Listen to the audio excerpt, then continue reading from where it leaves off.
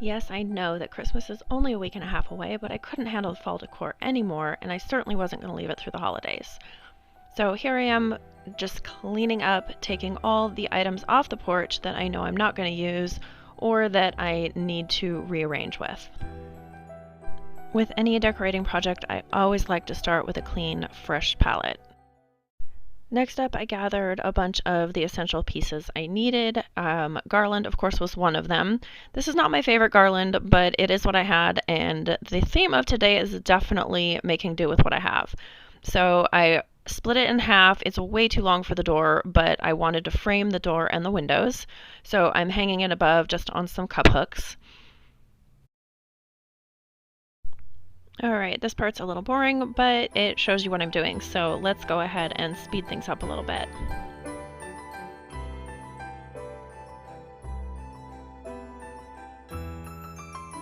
I did come in the next day and add a little bit of detail over the door with these metal snowflakes that I found. Ideally, I would have loved to add in some picks or stems that would give more dimension and texture to my garland, but again, I'm working with what I have.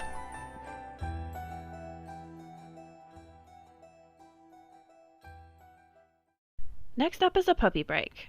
This guy's only 3 months old, and he definitely needs some attention, but he's so worth it. He brings us a lot of joy. He wasn't a huge fan of the sirens in our neighborhood. They're pretty common these days, but I'm not a fan either. I get it.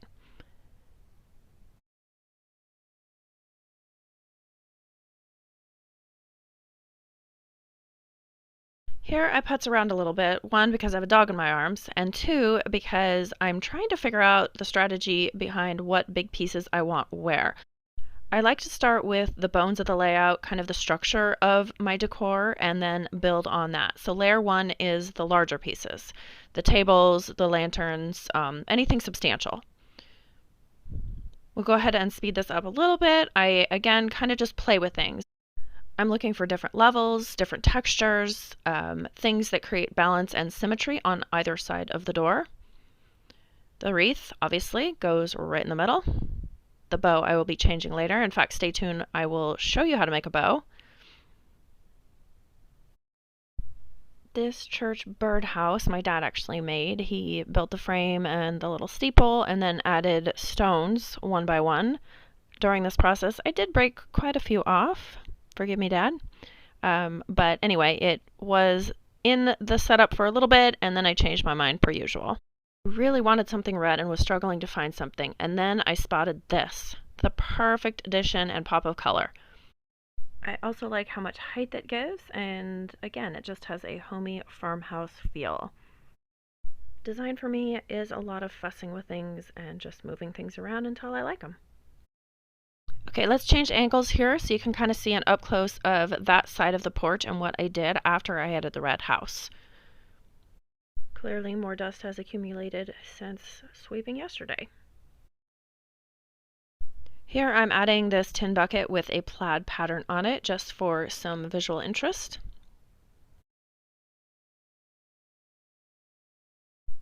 Next up is this wooden sled. I just like to add it for, again, more texture and then some height. Next up is one of my favorite things that I've sold at my shop over the years. I always like to add a little bit of comedy or humor into my designs. Nothing says humor like penguins with glasses.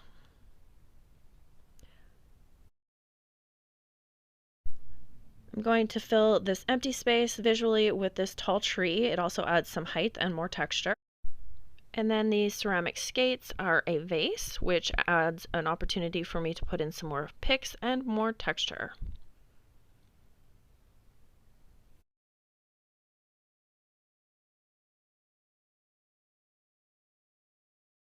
Last but not least is this really heavy stoneware cat. He is sleeping and just cute. Alright, now on to the right side of the door. I wanted to add some red in here to balance out the red house on the left. So I found this buffalo check piece of fabric. Would I rather have had a actual blanket or throw? Yes, but again, we're making do with what we have. Here I'm just trying to make it perfect.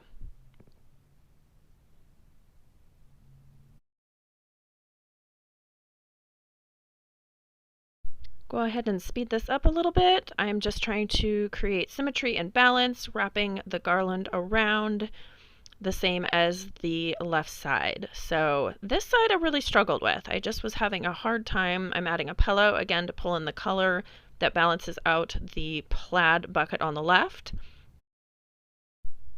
Oh, and then here come the deer. I do not know why I was struggling so much with these deer. They were the first thing I picked out that I wanted to put on the porch, but for some reason I just could not find the right spot for them. I originally had them on the left where the red house was, then I moved them to the right again, and then I took them off screen. Okay, not good enough. The ears are crooked. And the tail. And now we're nesting them.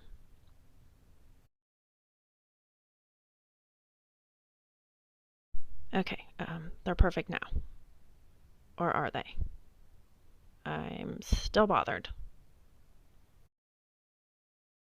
Okay, focus, Katy. Moving on to something else. This sign I had also moved around a million places. Sometimes design is just trying things out and seeing what works. I did later on hang this up. I think I put it in the video somewhere here. Yes, here it is. I put up a tack there and just hung it above our mailbox. With all my design projects, I like to add a little bit of texture, a little bit of graphic, a little bit of wording, maybe some animals, fabrics, just a variety of things to give interest. Okay, now I'm back to the deer. Yep, not happy with it. Let's put them behind. Maybe that'll do it. Above, below. Okay, this one won't stand up. I did finally walk away, and you'll see in the end of the video I changed them one more time, but I do feel much better about them. Now on to the details.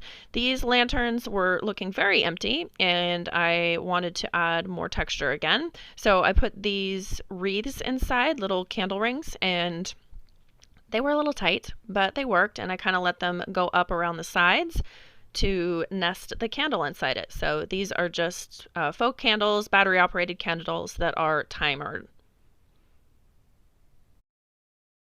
If you remember at the beginning of the video, we did have a whole lot more to the porch than just the doorway. So now I am jumping over to the left-hand side where I have this vintage couch. Clearly the cushions are outdated, but they are in great condition, and I just don't want to pay to get them recovered right now. So I'm making do, again, with a quilt or coverlet that I'm just folding in half, placing the cushions on the center of it, and then folding it over the top. Pillows and fabric always soften any design, so this is to do that. As you can see, I have my adorable little helper back. He is so obedient most of the time, but anyway, let's go ahead and speed this up and get it all tucked in.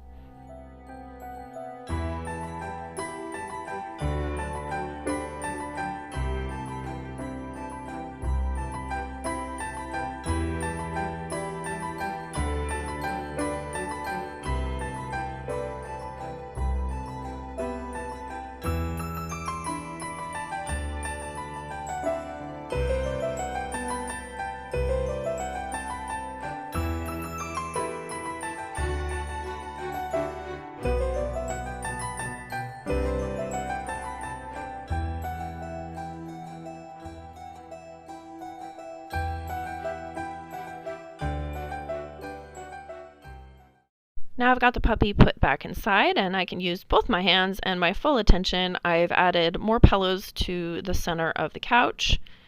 The corner to the left of the couch looked a little bare, and it also needed some balance with the red house on the right-hand side. So I grabbed this little stool and then an old ice cream bucket filled with berries and picks. Okay, perfect. Well, almost perfect. There we go. Now we're moving on to the garland that I want to hang over the couch. Here I'm trying to figure out how to extend the length of my Merry Christmas banner because it's not quite as long as I'd hoped. I took a little bit of baker's twine and just tied it on either end, and then I'm going to wrap them around the lanterns on either side. Okay, again, let's speed this up for the sake of time. You don't need to watch me hanging this forever. You get the idea.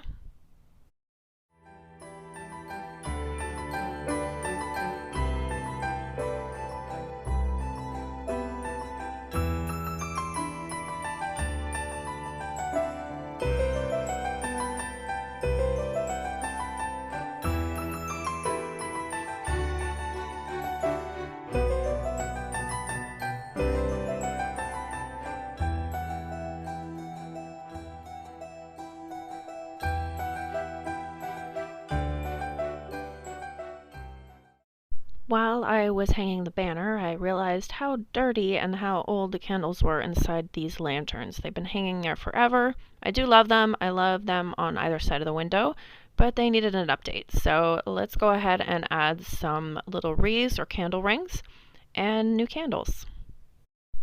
And I did clean them. They were pretty bad. Didn't want to bore you with the details of that.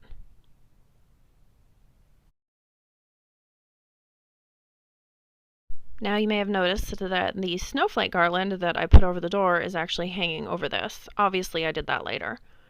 I changed my mind halfway through, felt like it was kind of boring and blended with the window, so I found these little bells and changed them out.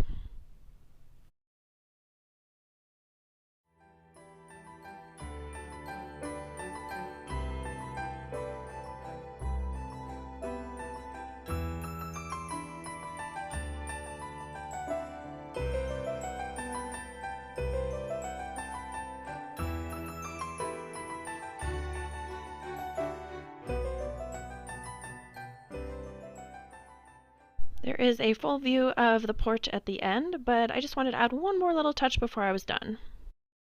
Alright, now for the bow tutorial. This is something I've been doing since I was young. It was a little trick my grandma taught me that is just an easy way to make a fluffy, multi-layered bow. You start with a tail, a foot, 16, 18 inches, however long you want. Then you just do a twist technique. So I twisted it, made a small loop for the center of the bow, then brought the other side around, twisted it, looped it over again for the first bow loop, then twisted it again, and then keep crisscrossing back and forth until you have a bow. Now, sometimes I do 2 on either side with a center loop, or if I want it really full like I do today, I do 3 on either side. I just keep switching back and forth all the way until I get to the tail that ends up being twisted towards the bottom.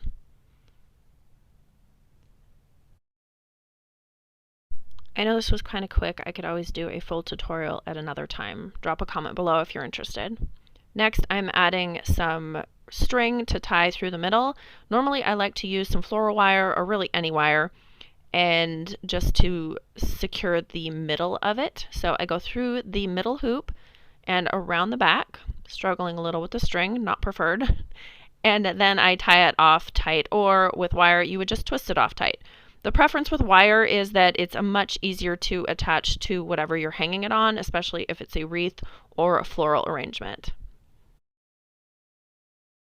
Make sure it's very tight and very secure because you do not want the loops sliding through.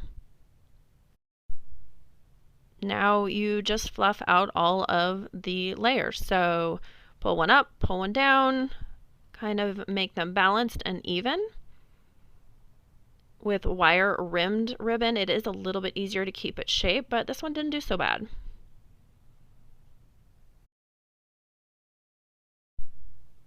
I then take the ends and cut them evenly. And you have 2 options here. You can either cut them at an angle. Well, I guess you can cut them straight across too if you want, but I prefer an angle, or I fold them in half and I cut them with this little notch from the center to the outside, kind of angled out, and it makes this cute little tail.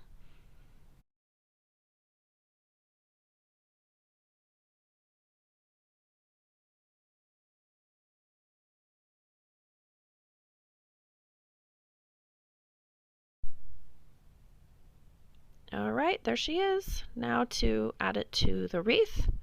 I did find some wire for this just because it was not sticking with the string.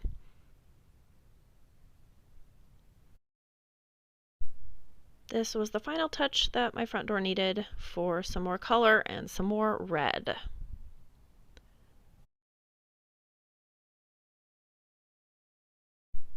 As soon as I get done fidgeting with this wreath and the bow, I will go ahead and give you a tour of the porch, but I did want to take this moment to thank you for watching today, and I would love for you to subscribe to my channel or like my page and follow along on whatever I have next. I know this is my first video, but I do hope to have many more, and I have a lot of ideas for this page. God bless, and hope to see you again next week.